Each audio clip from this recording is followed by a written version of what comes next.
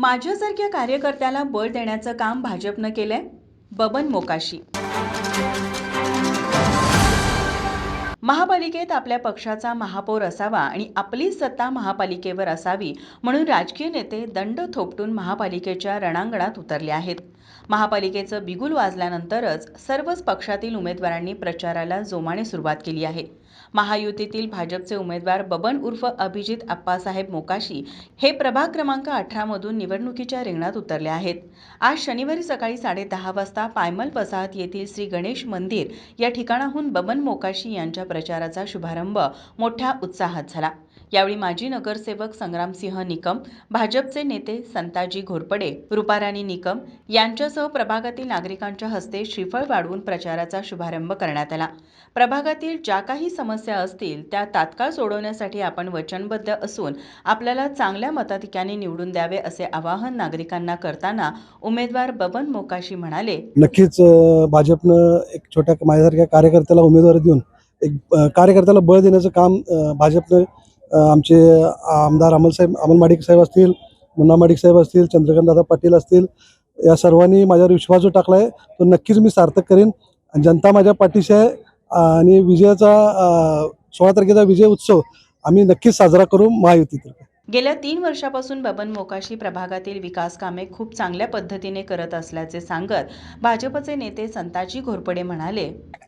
बबन मोकाशींचा प्रचार फेरीची आज तर आहेच आहे, पण बबन मोकाशी गेले 3 वर्ष झालं या प्रभागामध्ये खूप चांगल्या पद्धतीने काम करत आहेत. म्हणजे बबन मोकाशी असे नाही, त्या आमच्या रुपाराणी निकम मॅडम आहेत, इस्माईल बागवान साहेबांचे मिसेस आहेत, परत आमच्या गुजर मॅडम आहेत. हे 4ही उमेदवार अगदी ताकदीनं खूप चांगल्या पद्धतीने या प्रभागात काम करत आहेत. आज इलेक्शन आली म्हणून आलेत अशातला भाग नाही आहे.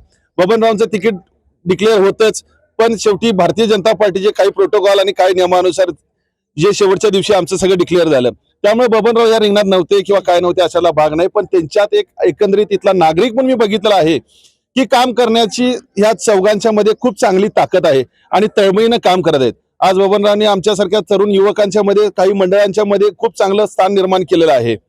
म्हणजे त्यांचं कौतुक करण्यासारखं आहे की सर्वसामान्य घरातून येऊन त्यांनी ज्या पद्धतीनं चांगलं आज इथं स्थान निर्माण केलेलं आहे संग्रामदादा, ते खूप चांगलं काम त्यांचं आहे.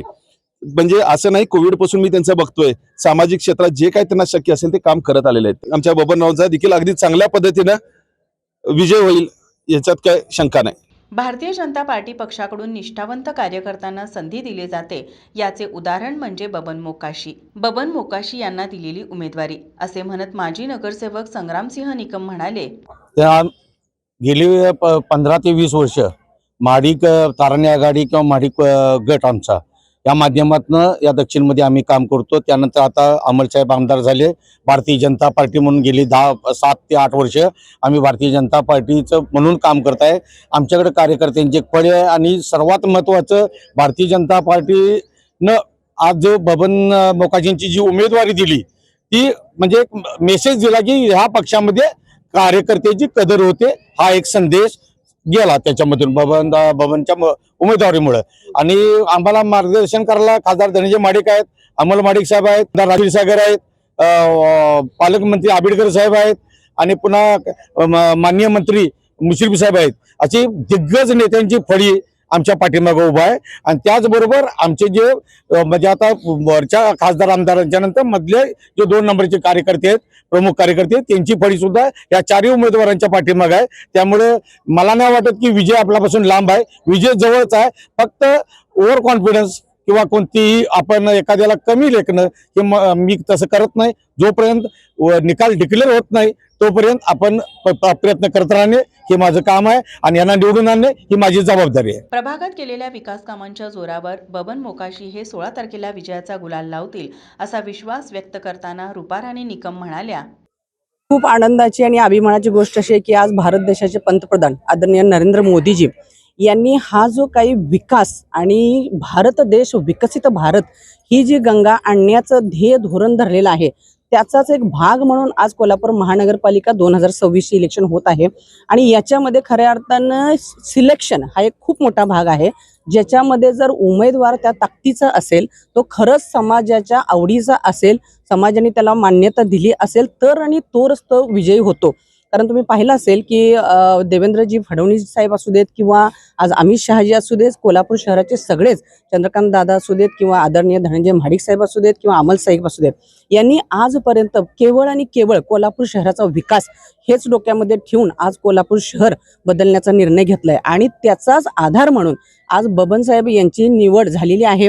आणि मला याची पूर्ण खात्री आहे की त्यांचं आज कर्तृत्व कार्य, त्यांच्या पाठीमागे असणारा सर्वच त्यांचा जो प्रभागातील मुलांचा सहभाग असू दे किंवा वयस्कर लोकांचा सहभाग असू दे, यांच्या आशीर्वादातून ते नक्की आणि नक्कीच 16 तारखेचा गुलाल लावतील यात काही शंका नाही. या प्रचार शुभारंभावेळी सर्जेराव पायमल, संताजी घोरपडे, रघुनाथ पाटील, उमेश भारते, चंद्रकांत पाटील, अनिल गाडगे, अजित नलवडे, जयकुमार गुडाळे, संजय कुलकर्णी, राजू पाटील, आशा माने, शिवानी गुर्जर, कोसर बागवान, इस्माईल बागवान यांच्यासह परिसरातील महिला, तरुण, युवक, युवती मोठ्या संख्येने उपस्थित होते. माझा महाराष्ट्र न्यूजसाठी कॅमेरामन रोहन पाटीलसह साक्षी दळवी, कोल्हापूर.